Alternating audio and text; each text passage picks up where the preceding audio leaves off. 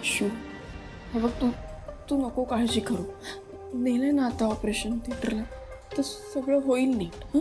एवढी हिम्मत केली आहे, निर्णय घेतलाय, पण थोडी भीती वाटते. आशू, आशू, सगळं नीट होईल. योग्य डिसिजन आहे ना हा? हो आशू, तू नको काळजी करू. तू सगळं नीट केलंयस आणि सगळं नीट होणार आहे.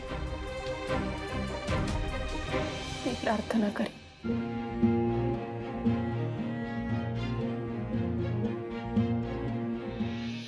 आशू, ऐक ना, तू शांत हो रे.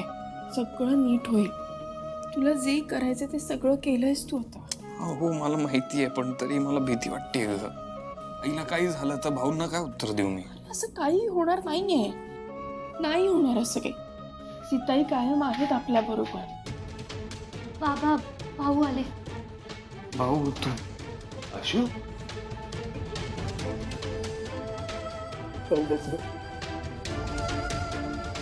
रडू दे. आशू कुठे होता?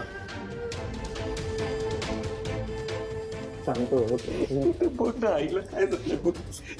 मग मी बोलायचा प्रयत्न केला मी, पण तिला कळतच नाही. ती भाऊ मला काही त्याला खूप रोखून धरलं, पण आता तुम्ही आलात आणि तो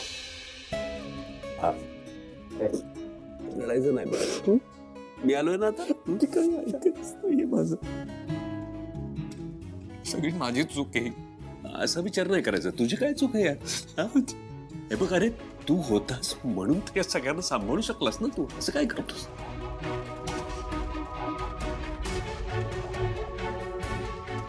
वहिनी कशी आहे? ताईला आता ऑपरेशन थिएटरमध्ये नेलंय.